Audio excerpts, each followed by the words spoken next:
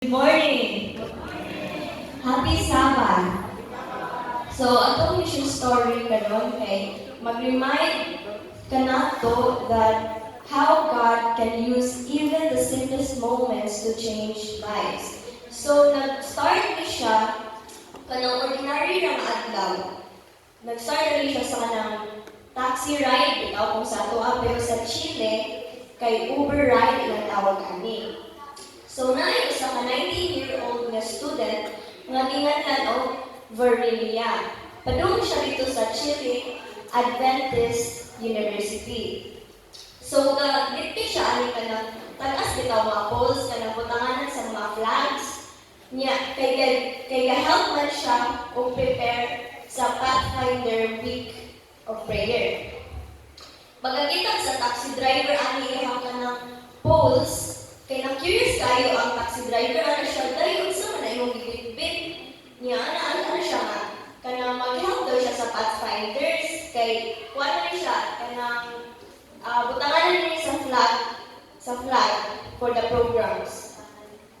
Then ang driver, kay murag na, kuha siya na, like, naglibog siya, kasi Pathfinder, ano siya sa babae, ano siya sa student.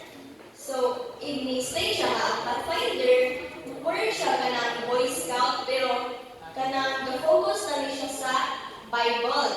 Mag-do sa rin siya outdoor activities combined with the Word of God. And we do evangelism too. So, naka-caught din sa driver's attention. Yan, namutan na siya sa kanang Cambarini nga, kung sa din mo church, ano siya, kung sa din church, ano si Marini nga, Seventh-day Adventist, sir. And then he asked another question. Nag-ask na po ka ng question ang driver siya. So, nililive ka sa sulod sa campus ng eskwelahan. Niya, ana sila niya, yes, sir. Kuan, niya, ana sila ng Marinia nga, ang driver, ay so ka ng missionary day ka. Pero ni ana si Marinia nga, dili, sir, kuan na ko, student, pag ko.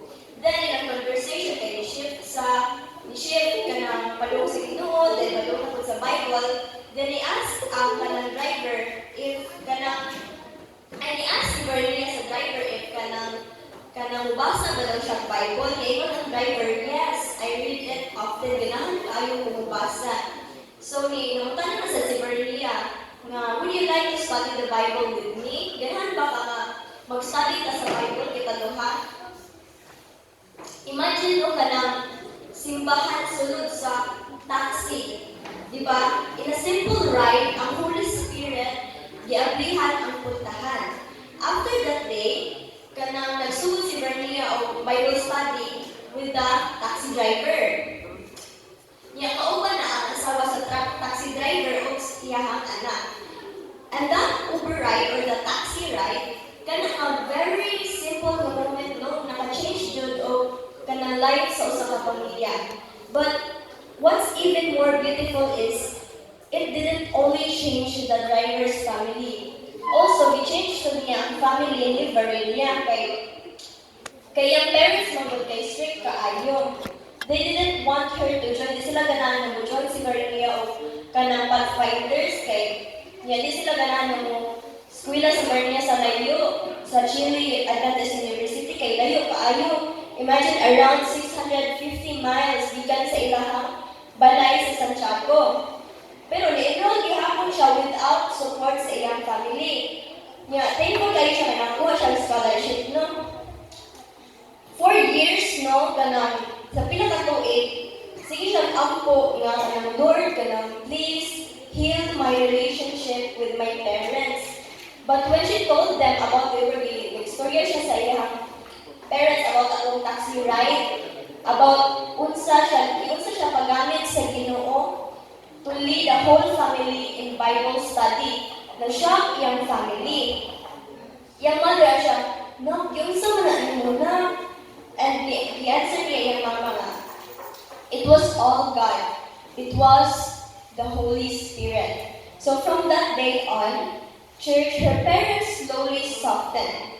They trusted her more. Gihatagan na siya more freedom. Di na kaayo strict ang family. And finally, saw that God Himself was guiding her steps. And today, mo na yan giingon. When I see the change in my parents, I can only say it's God and the Holy Spirit. So no, God does not need a grand stage to work a miracle. Dili lang sa kanang dako nga simbahan maka-preach ka, maka-message ka, maka-change your lives, even sa imuhang balay or sa kanang taxi ride, parehas ni Marinia, maka-change ka o mga lives. Sometimes he only needs our willingness o kanang simple Uber ride or the taxi ride. So ato ang isipon no kay kanang murag bata ra kay ta para ani or too ordinary ra kay ta or too busy to make a difference. But if kanang i-allow na to ang Holy Spirit nga i-lead ta, our ordinary moments can become divine appointments. And even our families, if atong family dili maka-understand, even when we walk with tears and uncertainty, God is already preparing a way. He is touching lives we don't expect, including ones we've been praying for.